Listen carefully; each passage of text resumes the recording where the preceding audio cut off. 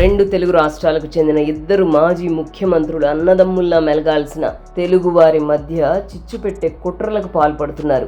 స్వప్రయోజనాలే పరమావధిగా ప్రజల మధ్య భావోద్వేగమనే అగ్గి రాజేసి ఆ మంటలలో చలి కాచుకునే ప్రయత్నం చేస్తున్నారు. తెలంగాణ వాదంతో ఒకరు, రాయలసీమ వాదంతో మరొకరు రాజకీయాలు చేస్తూ ప్రజలను రెచ్చగొట్టడం విస్మయానికి గురి చేస్తోంది. అధికారంలో ఉన్నప్పుడు వినిపించని రాయలసీమ, తెలంగాణ నినాదాలు ప్రతిపక్షంలోకి రాగానే నింగిని తాకుతుంటాయి. తెలంగాణలో అధికారం కోల్పోయి కేసీఆర్ 2 ఏళ్లుగా ఫామ్ హౌస్ లోనే ఉన్నాడు. అక్కడి ప్రభుత్వం కేసీఆర్ పాలనలో చోటు చేసుకున్న కుంభకోణాలను వెలుగులోకి తీసుకొస్తుంటే రక్షణ కోసం మళ్ళీ జై తెలంగాణ అంటున్నాడు. అదేవిధంగా ఏపీలో జగన్ దొర కూడా రాయలసీమ వాసులను రెచ్చగొట్టే కుట్రను పదునెక్కిస్తున్నాడు.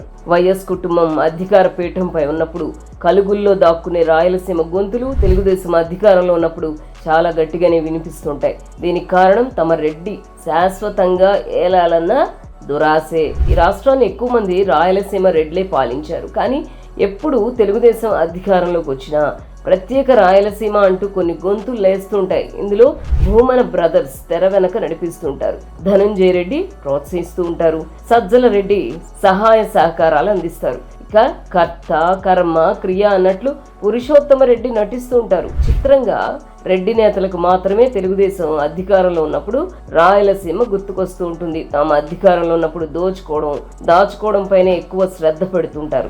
అప్పుడు ఖాళీ ఉండకపోవడం వల్ల రాయలసీమ కోసం అస్సలు పట్టించుకోరు. ప్రతిపక్షంలో ఖాళీగా గోళ్ళు గిల్లుకొని కూర్చోవడం ఎందుకనే ఆలోచనతో ప్రజలను రెచ్చగొడుతుంటారు. ఇప్పుడు వైసీపీ నేతలు రాయలసీమలో ఎక్కడ పర్యటించినా ఏదో కుట్రతోనే వారు ప్రజల మధ్యకు వస్తున్నారన్న విషయాన్ని ప్రభుత్వం గమనించాలి. అప్పుడే రాష్ట్రం సమైక్యంగా అభివృద్ధి చెందుతుంది.